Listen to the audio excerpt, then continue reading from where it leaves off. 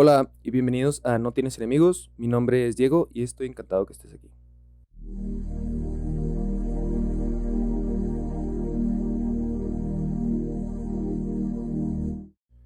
Empecemos con la cuarta frase y dice así: si uno es diferente, seguramente se sentirá solo. La cita es de Aldous Huxley. Voy a repetirla. Si uno es diferente, seguramente se sentirá solo. Así es que comencemos. La cita de Aldous Huxley, un notable escritor y filósofo, es conocido por explorar temas de la condición humana y la sociedad en sus obras. En esta cita, Huxley sugiere que la diferencia, entendida como cualquier desviación de la norma social, puede conducir a la soledad. La afirmación implica que la conformidad es un mecanismo fundamental para la integración social, y aquellos que se apartan de las normas establecidas a menudo enfrentan el aislamiento.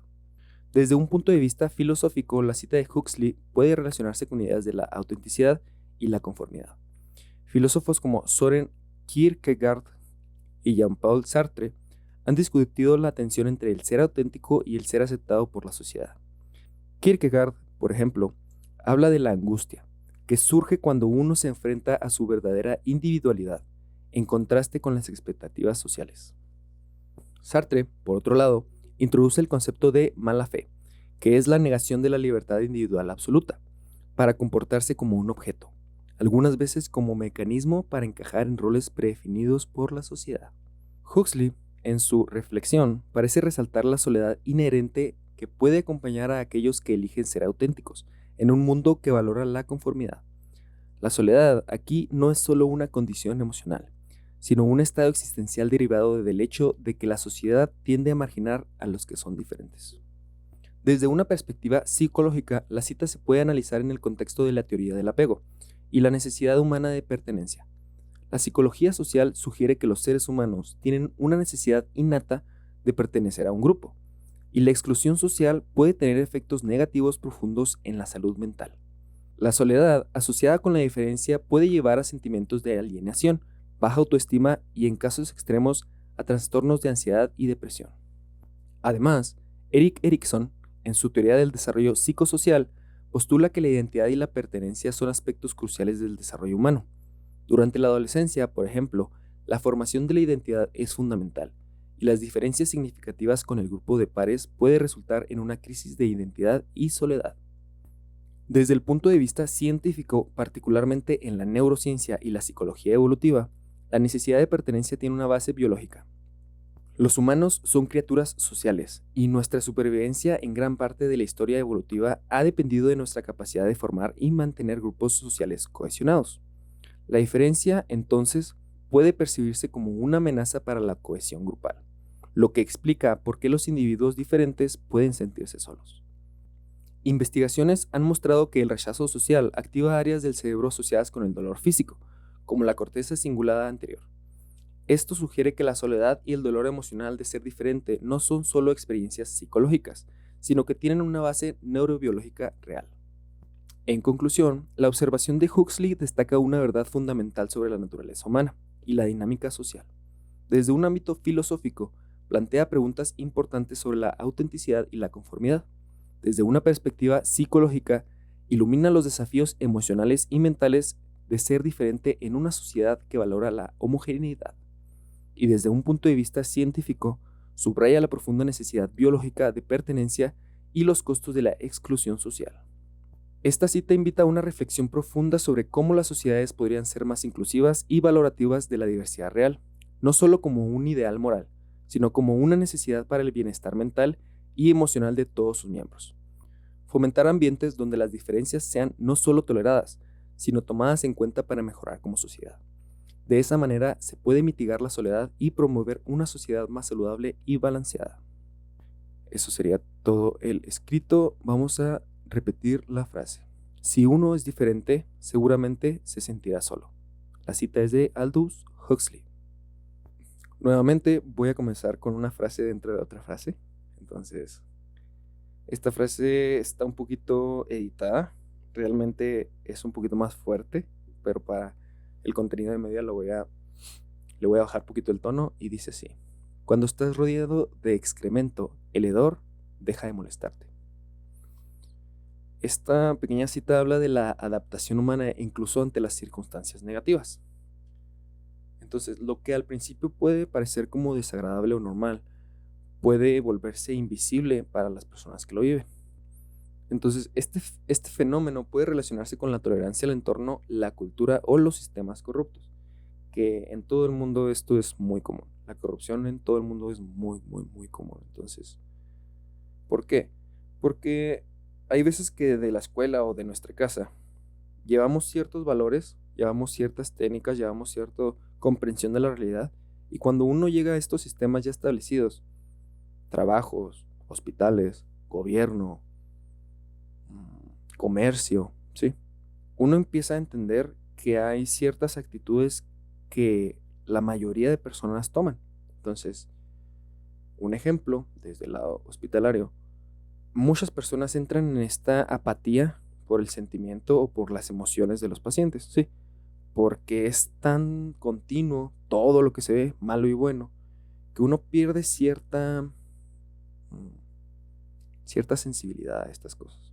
Entonces, aquí se abre una pequeña pregunta de conversación. ¿Hasta qué punto es saludable adaptarse a un entorno negativo? ¿Y qué señales nos ayudan a reconocer que hemos normalizado lo inaceptable? ¿Sí? Porque hay veces que para pertenecer a un grupo no puedes estar constantemente en contra de ello. A mí me pasó en el hospital.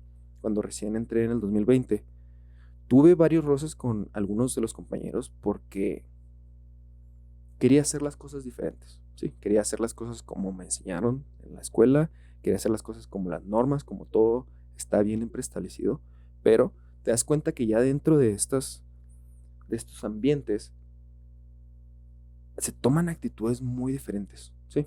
¿Por qué? Porque no puedes ser el único en contra de todo el sistema, ¿sí? Porque no vas a poder.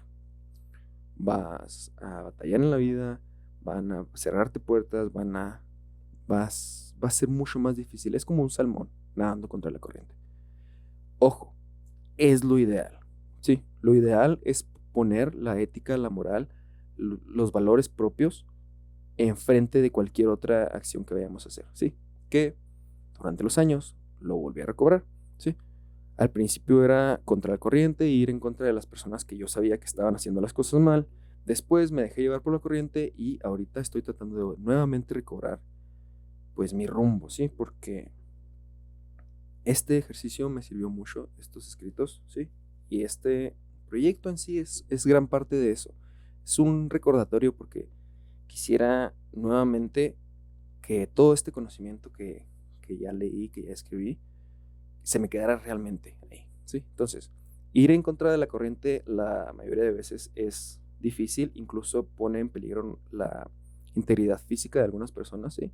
Ahí vemos algunos periodistas, algunas personas que tratan de hacer el bien y pues terminan en situaciones desfavorables, por no decir más. Más adelante se habla del sentido común, que dejó de ser sentido común. ¿Por qué? Existen estas leyes universales que todos, por así decirlo, somos parte de ello. ¿A qué voy con esto? Todos los humanos necesitamos comida para sobrevivir, y agua para hidratarnos, y dormir para descansar, ¿sí?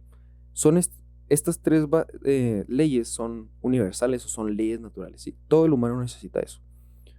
Puede obtener su energía de una Maruchan o puede obtener su energía de un ribeye, no importa. Pero los humanos necesitamos comer para sobrevivir. Es de esas leyes universales. Entonces, Platón, por ejemplo, él hablaba de las ideas como algo fijo, ¿sí? Él hablaba, por ejemplo, de la idea del caballo, ¿sí? Cuando una persona habla de un caballo, piensa en un animal con un hocico prolongado, más grande que uno, pesado, de 4 patas, con pezuñas, y hasta ahí, ¿sí? Tenemos la idea del caballo ideal, ¿sí? Pero no significa que todos los caballos sean así. Algunos caballos tienen 3 piernas, 3 patas, perdón. Algunos caballos son cafés, otros son blancos, otros son como color arena, ¿sí? Entonces, existe una cantidad increíble de variedad de caballos, pero cuando una persona te piensa en un caballo, tiene esa idea ideal del caballo. Entonces, estas ideas deberían de ser una especie de norma social en donde todos estamos de acuerdo con esas ideas, ¿sí? Pero, lamentablemente, esas ideas que antes se consideraban como buenas o como universales se han estado perdiendo, ¿sí? Se han estado perdiendo en nuestra inmensidad o en nuestra modernidad. Entonces, en una sociedad polarizada o desinformada, lo lógico puede ser distante o incluso extraño. Aquellas cuestiones que sean lógico-racionales pueden ser vistas como algo estúpido, como algo inimaginable. Entonces, pero a la vez se abre esta posibilidad a la no discriminación, ¿sí? Porque si nosotros tenemos estas ideas de la idea ideal, abren mucho el tema de la discriminación, ¿sí? Porque cuando pensamos en una pareja, cuando pensamos en un humano, lo vemos de tal manera y hay veces que dejamos en fuera esta diversidad y puede propiciar la discriminación. Entonces, por ejemplo, en lo que acabo de decir, el buscar pareja es el acto de mayor discriminación que se ha normalizado. ¿Por qué? En el sentido universal de buscar pareja, seas hombre, mujer o cualquier otro género en el que te identifiques, existen ciertas cualidades que aceptamos en una pareja y ciertas cualidades que son no negociables, ¿sí? Entonces, desde ese punto, discriminamos constantemente a las personas, ¿sí? A las personas de nuestro alrededor al no hacerlas como un prospecto viable para nuestras parejas. Entonces, pero nadie quiere ver esa discriminación, ¿sí? Normalmente vemos la discriminación como algo inimaginable, como algo muy malo, pero lo hacemos en día a día, o sea, diariamente las personas que te gustan o no te gustan es una especie de discriminación interna, obviamente. Entonces, la discriminación no es mala del todo, ¿sí? Porque la llevamos todos, ¿sí? Pero es mala al momento de externarla en un ámbito social, ¿sí? Entonces, ojo ahí. Volvemos a hacer una pregunta de cabra diálogo. ¿Crees que el sentido común es algo que se puede enseñar o nace de la experiencia? ¿Y cómo podemos recuperar un sentido común más universal sin abrir paso a la discriminación? Díganme en los comentarios cuál manera. Asimismo, esto abre conversación a, a la diversidad que existe como humanos y cómo nos planteamos para evaluar esas aptitudes, ¿sí? Porque otra frase dentro de la misma frase. Un pez va a ser incompetente junto a un simio si se le califica por escalar un árbol. Normalmente todos tenemos actitudes, habilidades, aptitudes, cualidades que son únicas y no vamos a poder ser buenos en todo, eso es claro. Hay algo que me gusta mucho, no me acuerdo a quién se lo escuché, pero de todos se aprende. De la persona más insignificante para ti y de la persona más admirable para ti, de todo se puede aprender, porque normalmente menospreciamos a las personas que consideramos insignificantes, pero de verdad, todas las personas, si les dedicas tiempo, tienen algo maravilloso por enseñarte. Todos somos muy buenos en algo. Es solamente rascarle, hablar con las personas y tomar lo mejor de cada una de ellas.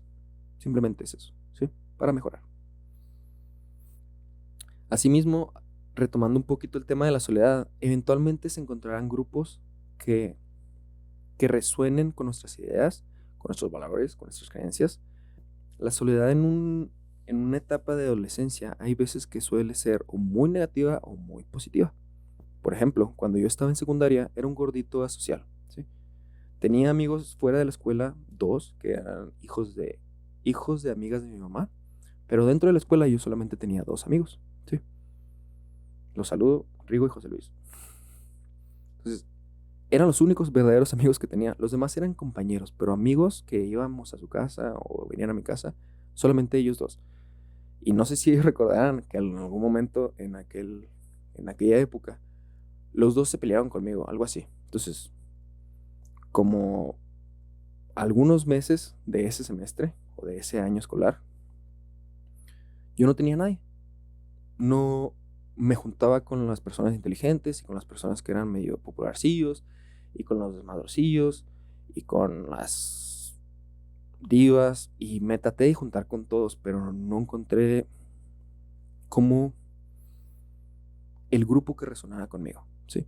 Y desde esa temprana edad me di cuenta de estos grupos sociales y cómo para pertenecer a cada uno de ellos es necesario actuar de cierta manera, que yo me rehusaba a hacer. Yo llegaba al grupo y trataba de ser lo más auténtico que fuera, que también eventualmente se te pegan cosas, obvio. Por ejemplo, a mí no soy muy fan del fútbol, pero en ese entonces jugaba fútbol. ¿Por qué? Porque era la manera de pertenecer, ¿sí?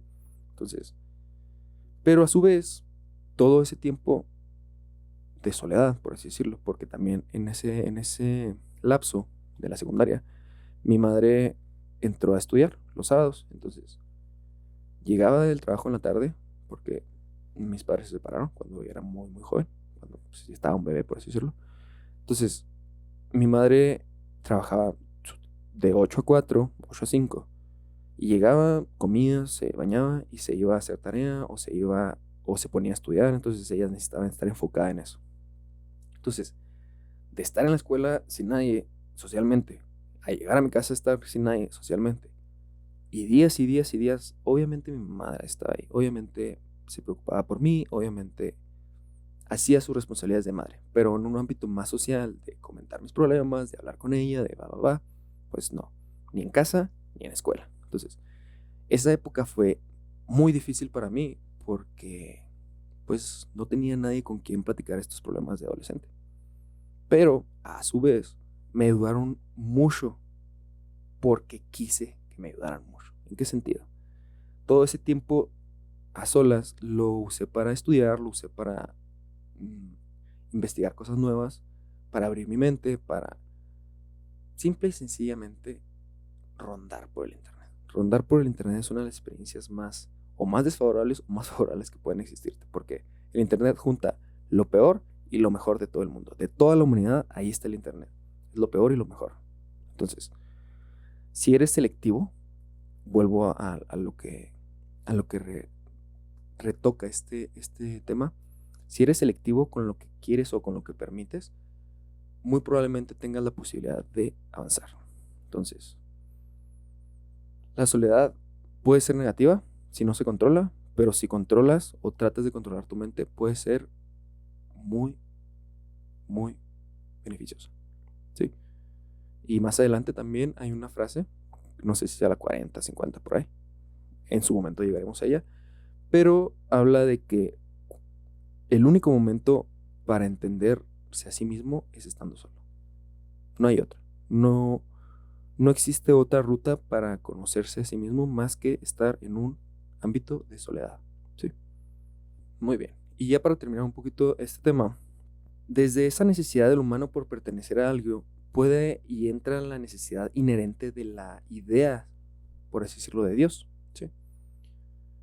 Si no eres una persona creyente o sí creyente, sí, simple y sencillamente el tener la idea de Dios como algo más grande que nuestro, nos ayuda mucho a manejar esta necesidad o esta urgencia por pertenecer a algo.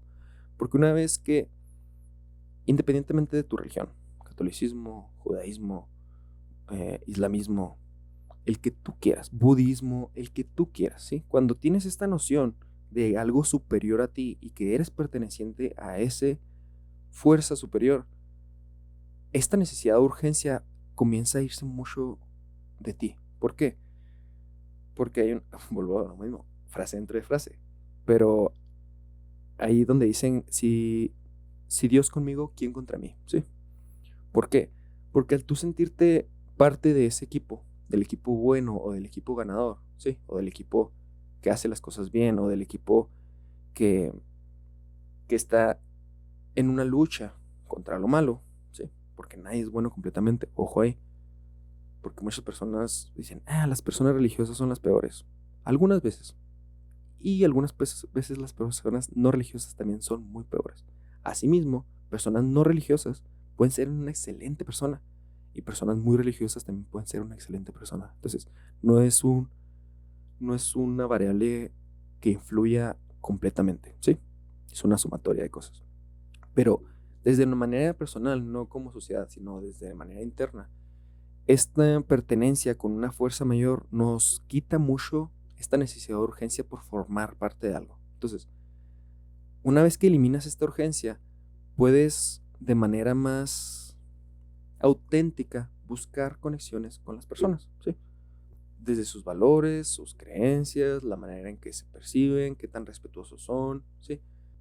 Desde ahí tú eliges qué personas son parte de tu círculo y qué personas simplemente allá afuera existan, respeto, pero allá.